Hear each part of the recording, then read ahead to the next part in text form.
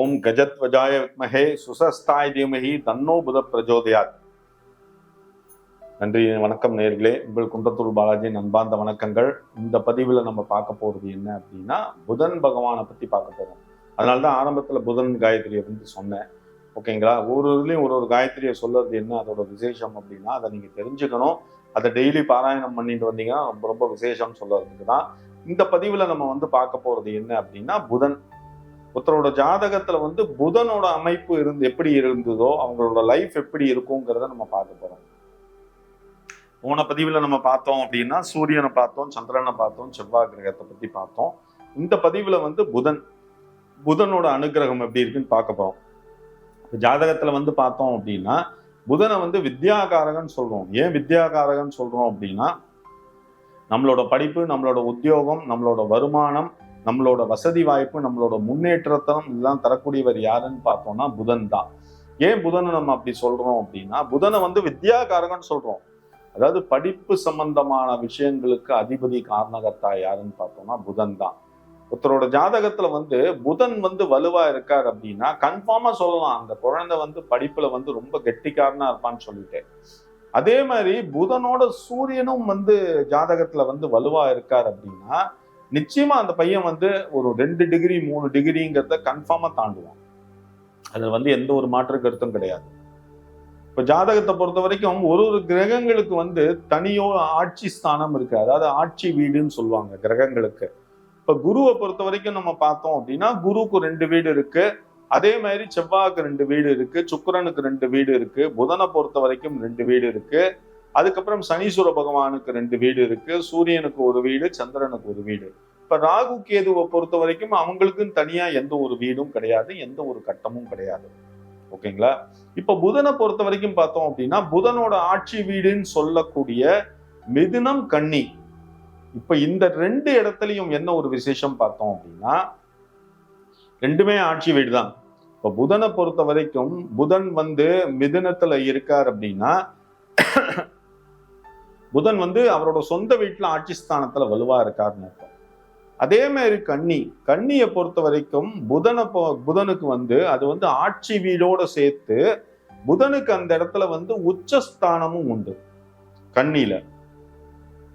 ஓகேங்களா? அப்படிங்கும் போத புதன் வந்து ஒருத்தரோட ஜாதகத்துல புதன் வந்து மிதுனத்துல இருந்தாலும் கன்னியில இருந்தாலும் என்ன ஒரு விசேஷமான அமைப்புன்னு பார்த்தோம் அப்படின்னா, அவங்களை பொறுத்த வரைக்கும் அந்த 2 இடத்துல வந்து ஒருத்தரோட ஜாதகத்துல வந்து புதன் அமைப்பு இருக்கு அப்படின்னா படிப்புல வந்து ரொம்ப டெஃபினட்டா நல்லா படிப்பாங்கன்னு நம்ம தாராளமா சொல்லலாம். ஏன்னா அந்த கிரகங்களோட தன்மைங்கிறது அப்படி. அதுவும் இந்த புதனும் சூரியனும் சேர்ந்து ஒரே இடத்துல வலுவா இருக்காங்கன்னா அந்த வந்து விசேஷமான யோகம் சொல்லக்கூடிய அந்த புதாத்திய யோகத்தை அந்த குழந்தைக்கு கொடுக்கும். அந்த புதாத்திய யோகம் ஒருத்தரோட ஜாதகத்துல இருக்குன்னு நம்ம ஜாதகரை பார்த்து தெரிஞ்சுட்டோம் அப்படின்னா நம்ம தாராளமா கவர்மெண்ட் காம்படிட்டிவ் எக்ஸாம்ஸ் எல்லாம் ரெகுலரா எழுதிட்டு வரலாம்.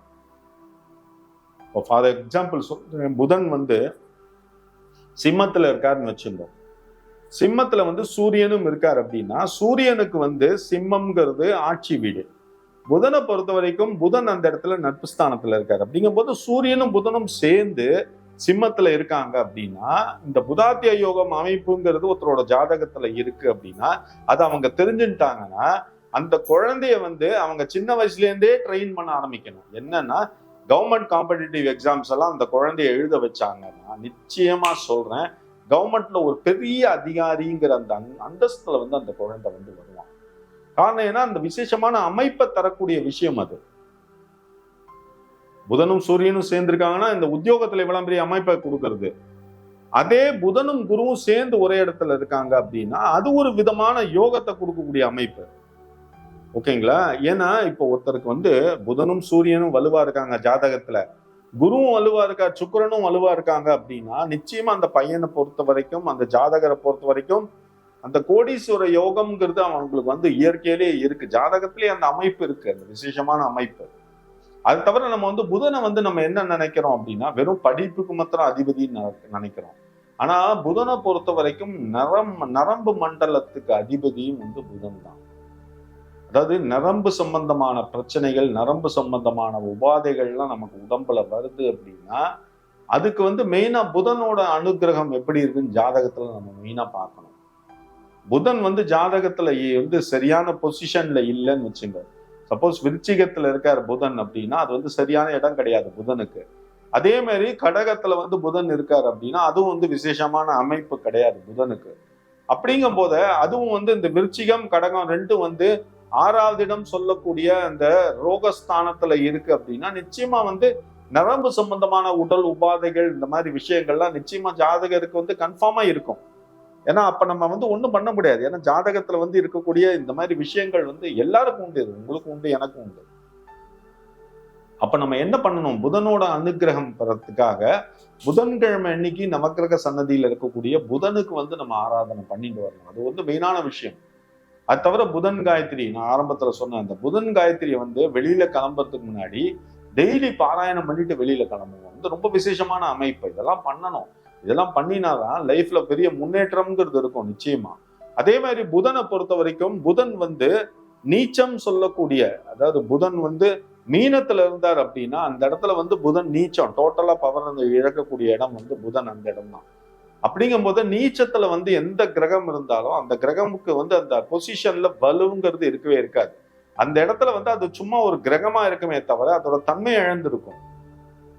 ஓகேங்களா? அப்படிங்கும் போது புதன் அமைப்பு வந்து இந்த மாதிரி இடத்துல இருக்கு அப்படின்னா அதுக்கு தகுந்த மாதிரி நம்ம பண்ணிக்கணும். இப்போ வந்து ஒரு உத்தியோகத்துல இருக்கிறவங்க வந்து பார்த்தோம் அப்படின்னா அவங்களோட ஜாதகத்துல இந்த புதன் வந்து வலுவா இருக்காங்க அப்படின்னா தாராளமா அவங்க வந்து தைரியமா இருக்கலாம். காரணம் ஏன்னா அவங்க எந்த கம்பெனில போய் எந்த ஒரு இதுக்கு அட்டன் பண்ணினாலும் அவங்களுக்கு உத்தியோகம்ங்கிறது நல்லபடியா கிடைக்கும். அதுவே ஒருத்தரோட ஜாதகத்துல புதனோட அமைப்புங்கிறது சரியில்லாம இருந்தது அப்படின்னா அவன் வந்து அந்த +2 பாஸ் பண்ணி ஒரு டிகிரி கம்ப்ளீட் பண்ணுறதுக்கே அந்த ஒரு போராட்டம் இந்த மாதிரி விஷயங்கள்லாம் இருக்கும். இது வந்து வெறும் புதனை வச்சு நம்ம வந்து தீர்மானிக்க கூடாது. புதன் அதுக்கப்புறம் சூரியன் ஜாதகத்துல எப்படி இருக்கார் பார்க்கணும். சில பேரோட ஜாதகத்துல புதன் டவுன்ல இருந்தாலும் சூரியன் ஹைலைட்டா இருப்பார். அப்படிங்கும் போது அவங்களுக்கு அந்த படிப்புங்கிறது பேலன்ஸ்ட் ஆயிடும். அதனாலதான் வந்து புதனும் சூரியனும் படிப்பு சம்பந்தமான விஷயத்துக்கு நம்ம மெயினா பார்த்துட்டு வரணும். ஓகேங்களா? அதனாலதான் புதனும் சூரியனும் சேர்ந்து ஒரே கட்டத்துல இருந்தா அந்த விசேஷமான யோகம் சொல்லக்கூடிய புதாத்திய யோகம்ங்கிறது ஜாதகருக்கு கிடைக்கும். இந்த புதாத்திய யோகம் ஒருத்தரோட ஜாதகத்துல இருக்கு அப்படின்னா அவனை பொறுத்த வரைக்கும் நல்ல ஒரு சொபிஸ்டிகேட்டட் லைஃப் வித் வந்து நல்ல வருமானத்தோட கடைசி வரைக்கும் நல்லபடியா இருக்கும். அவன் லைஃப் ஸ்டைலே ரொம்ப நல்லபடியா இருக்கும்.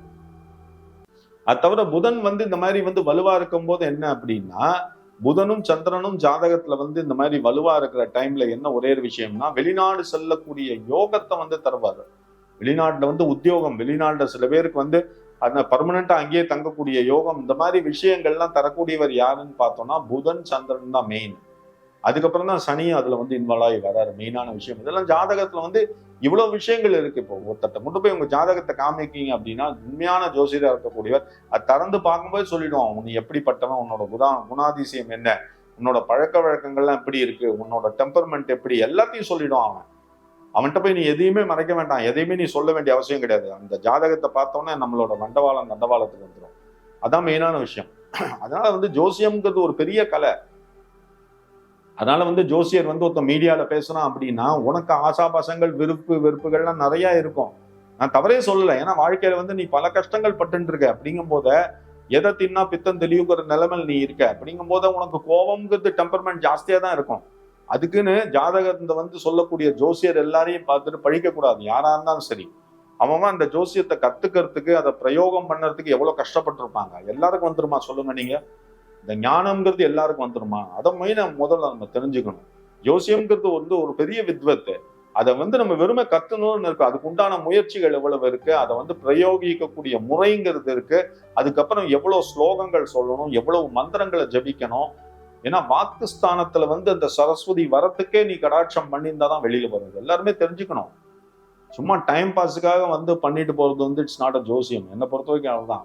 அஸ்ட்ராலஜி வந்து பல பேர் அப்படிதான் நினைச்சுக்கிறீங்க நீங்க. ஓகேங்களா?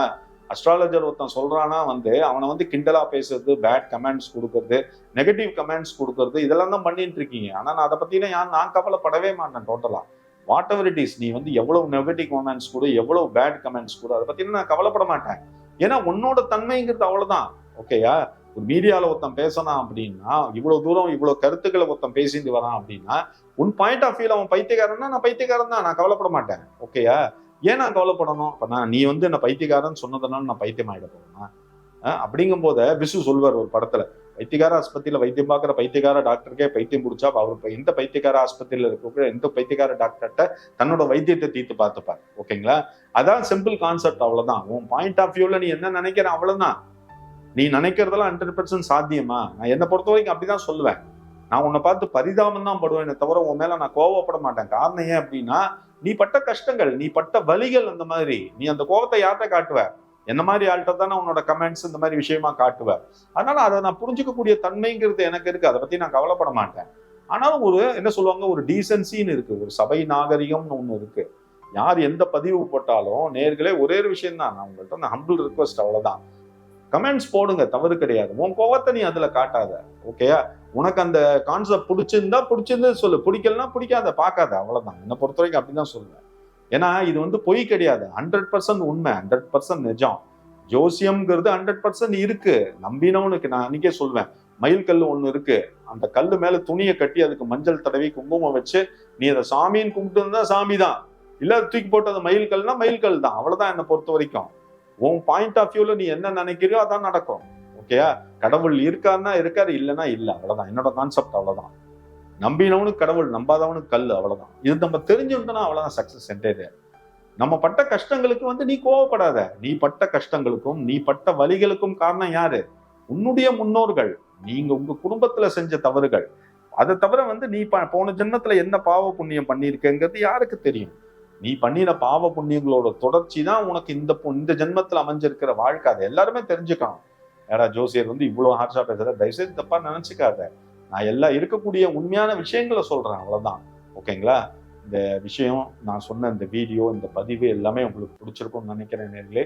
நன்றி, வணக்கங்கள். உங்களுக்கு இந்த பதிவு ரொம்ப பிடிச்சிருந்தது அப்படின்னா இதை பார்த்ததோட நிறுத்திக்காதீங்க. உங்களோட ஃப்ரெண்ட்ஸ், ரிலேட்டிவ் எல்லாருக்கும் ஷேர் பண்ணுங்க. முடிஞ்சுன்னா சப்ஸ்கிரைப் பண்ணுங்க. ரொம்ப சந்தோஷப்படுவேன். ஓகேங்களா? அடுத்த நிகழ்ச்சியில உங்களை சந்திக்கிற வரைக்கும் உங்களிடம் இருந்து விடைபெறுவது உங்கள் குன்றத்தூர் பாலாஜி. நன்றி, வணக்கங்கள்.